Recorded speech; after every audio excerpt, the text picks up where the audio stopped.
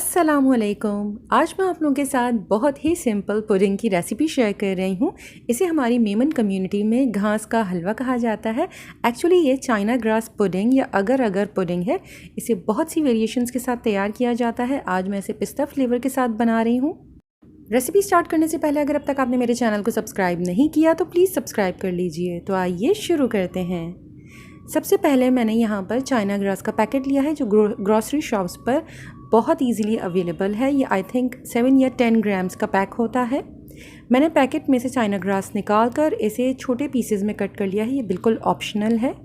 अब China grass को cook करने के लिए पैन में सबसे पहले मैंने चाइना ग्रास ऐड की है और साथ ही इसमें मैंने ऐड कर दिया है 1 कप पानी। इसे अब इतनी देर तक कुक करना है कि चाइना ग्रास बिल्कुल पानी के अंदर डिज़ोल्व हो जाए। आपको स्टार्ट में लगेगा चाइना ग्रास सॉफ्ट हो रही है, लेकिन जब तक ये डिज़ोल्व ना हो जाए इसे आपको इतनी देर तक कुक करना है। अगर आपको लग रहा है कि पानी की क्वांटिटी कम हो गई है तो आप मज़ीद थोड़ा सा पानी ऐड कर दीजिएगा। कुछ लोग चीनी चाइना ग्रास के मिक्सचर में ही ऐड करते हैं, बट मैं इसे दूध में ऐड करने वाली हूँ। चाइना ग्रास डिज़ोल्व हो गई तो मैंने इसे चूल्हे से हटा दिया है। दूसरे चूल्हे के ऊपर मैंने 1 लीटर दूध बॉईल करने के लिए रखा हुआ था। दूध में बॉईल आने के बाद मज़ीद इसे 10 से 15 मिनट तक मैंने मीडियम फ्लेम पर कुक किया है ताकि ये दूध थोड़ा सा रिड्यूस हो जाए। इसके बाद मैंने इसके अंदर 8 खाने के चम्मच चीनी के ऐड कर दिए हैं। आप अपने टेस्ट के हिसाब से कम ज़्यादा कर सकते हैं। और फ्यू ड्रॉप्स इसके अंदर ग्रीन फूड कलर के ऐड करने हैं। तमाम चीज़ों को अच्छी तरह से मिक्स कर लें जब तक कि शुगर इसके अंदर अच्छी तरह से डिज़ोल्व हो जाए। इसके बाद मैंने इसका चूल्हा बंद कर दिया और इसके अंदर 1/4 टीस्पून पिस्ता एसेंस का ऐड कर दिया है। पिस्ता एसेंस को मिक्स करने के बाद मैंने इसमें चाइना ग्रास का मिक्सचर भी ऐड कर दिया है और इसे अच्छी तरह से मिक्स कर लिया है। अगर आपको लगता है कि चाइना ग्रास के पार्टिकल्स अभी भी मौजूद हैं तो सर्विंग डिश में डालने से पहले इसे अच्छी तरह से छान लीजिएगा ताकि चाइना ग्रास के पार्टिकल्स ना आएँ और बहुत ही स्मूथ और सिल्की पुडिंग रेडी हो।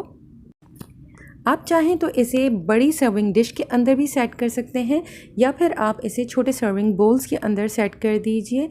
रूम टेम्परेचर पर आने के बाद इसे फ्रिज में ठंडा होने के लिए रख दीजिएगा। ऊपर गार्निशिंग के लिए मैंने थोड़े से पिस्ते के पीसेस डाले हैं। बहुत कम चीज़ें इसमें गार्निशिंग में यूज़ की जाती हैं क्योंकि इसे एज इट इज़ ही पसंद किया जाता है।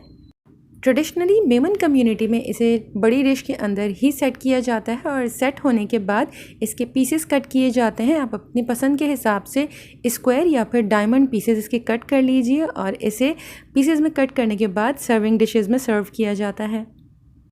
और अगर आपने इसे सिंगल सर्विंग बोल्स में सेट किया है तो या तो आप इसे सर्विंग बोल में ही सर्व कीजिए, अदरवाइज़ आप इसे प्लेट में निकालने के बाद ऊपर से कुछ पिस्ता गार्निश कीजिए और मज़ेदार सी सिल्की स्मूथ पिस्ता पुडिंग को एंजॉय कीजिए। बहुत सिंपल और बहुत मज़ेदार पुडिंग रेडी होती है। रेसिपी अगर आपको पसंद आए तो प्लीज़ लाइक शेयर कमेंट कीजिए और मेरे चैनल को सब्सक्राइब करना मत भूलिएगा। अल्लाह हाफ़िज़।